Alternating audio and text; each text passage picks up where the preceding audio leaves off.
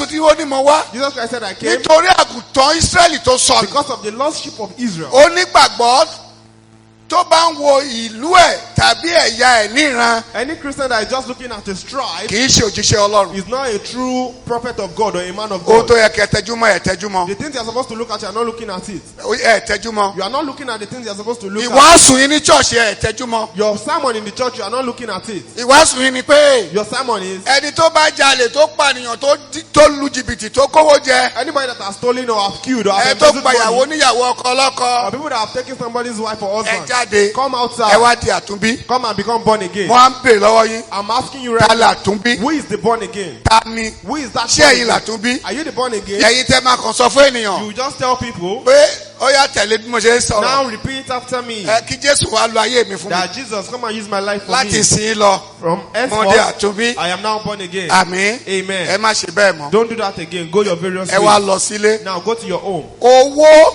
tẹ kó jẹ That money that you embezzled, tẹ fi kọ́lé. that you used to build a Ẹ house, tún lọ sùn sínú ilé náà. you still go back as a born again to go and sleep in that Mọ́tò house. tẹ lu jìbìtì tẹ rà. The money, the car you Tẹ bought, bá from the kó ní profit ṣọ́ọ̀ṣì of car, tán inú mọ́tò náà lẹ tún you lọ. still enter that same car after the church. Ìyàwó oníyàwó tẹ gbà. This somebody's wife that you Ẹ snatched, tún fẹ́ lọ gbà nínú ilé. you still go and meet that wife Ọkọ inside. ọlọ́kọ tó bà. The somebody husband that you snatched, Òun náà tún lọ ọkọ rẹ. if that person is still your Ṣé husband, àtúnbí nìyẹn? are you a real born again? Rárá. No. Kí ló dé tẹ̀yin pásítọ̀ wọ̀nyí? Why don't you pastors, Tẹ́ ẹ sọ fún wọn wípé why don't you tell them, kẹ́ tó lè di àtúnbí nínú wájú pẹpẹ. before you can be true born Ó again, lè tẹ́ ẹ jà. all those things you've stolen, Ẹ lọ dá padà. all those things you stole, Ìyàwó return it. oníyàwó tẹ gbà. The wife, Ẹ dá padà. you go and return the Ọkọ ọlọ́kọ wife. tẹ gbà. The husband you Ẹ snatched, dá padà. go and return them. Àwọn tẹ́ ti pa àwọn èèyàn ẹ̀. Those people that you've killed, Ẹ these lọ people, bá wọn. go and meet Ẹ them. lọ ṣàtúnṣe. Go and confess and do the Kẹ wá needful. padà wá. Then come back Kẹ wá di to àtúnbí. become born again. Ẹ ṣe You are yẹn. not doing that. Ẹ wá látúnbí ni. You are now saying you Ta are ló born sọ again. bẹ́ẹ̀ Who fún told you yín? you are born again? Ó lè pọ̀ sí.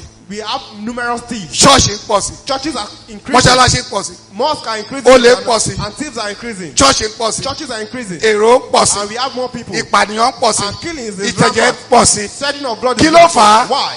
Ọ̀pọ̀lọpọ̀ àwa pásítọ̀ la fà á. Majority of the pastors have caused Àwa òjíṣẹ́ Ọlọ́run. we men of God. À ń jà lórí ohun tá a fẹ́ jẹ. We are fighting for the things we À are going to sọ eat. òtítọ́. We are not saying the truth. Ẹni tó jí owó. Those that have stolen À money, sọ pé kó lọ dá padà. we will never tell them to return that Kó money padà wá di àtúnbí. before you can be born Ẹni again. tó gbaya lára gba ọkọ Somebody lọ́kọ. that have snatched other people's À husbands, sọ pé kó dá we will padà. not tell them to return Kó it padà wá di àtúnbí. and become a born again after A kò that. máa sọ pé o ti di We will àtúnbí. just say you are born again. Go Owó in tó peace. jí yẹn. That money you stole, Mọ́tò tó ní yẹn. that car you stole, Ilé tó kọ́ that yẹn. house you Ó tún stole, padà lọ síbẹ̀. you will go back to those things. Ajá tó jẹ ebi ẹ̀ ni. You are just like a dog that goes back to the vomit. So yẹn ń ṣe born again. So you are not a born So again. please don't deceive yourself. Ẹ jọ̀ọ́ ẹ má tanra yín. Exodus 22 verse 1. Exodus 22 verse 1. Ó sọ pé tó bá jí màálù ẹyọ kan He says if you steal just one cow, tó jí tàbí ó pa you steal it or you kill it.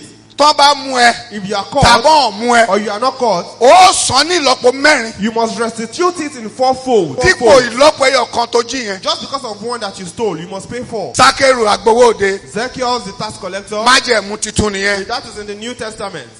Jésù ti Jẹ́ríkò bọ̀. Jesus was coming from Ó ti Jericho. gbọ́ ìròyìn Jésù pé ó ń bọ̀. Zacchaeus already had that Jesus was Ó wá coming. lọ gun oríkì tó pé èèyàn kúkúrú ni. He went to climb a tree because he was a short Jésù man. débi igi yẹn. When Jesus got to that Ó ní tree, bọ́lẹ̀ he said, "Come down. ń máa wọ̀ sílé ẹ lónìí. I would reside in your house today." Àwọn èèyàn wá ń kùn. People were Wọ́n ní murmuring. Jésù ń bá ẹlẹ́ṣẹ̀ sọ̀rọ̀. They said- Ó ní Olúwa. He said, "God, Ó ní gbogbo nǹkan ìní mi mo fi ń bá àwọn tálíkà. all my things I use it to feed the poor. Tí n bá fi tipátipá gba nǹkan lọ́wọ́ ènìyàn, If I take things from people, màá dá padà ní ìlọ́po mẹ́rin. I will return it, restitute it in fourfold." Jésù wa dá lóhùn. Jesus Christ then answered Ó ní him lónìí and said, "Today, ìgbàlà wọlé rẹ̀. salvation has entered into Bíbélì your ló home." sọ. That's what the Bible says.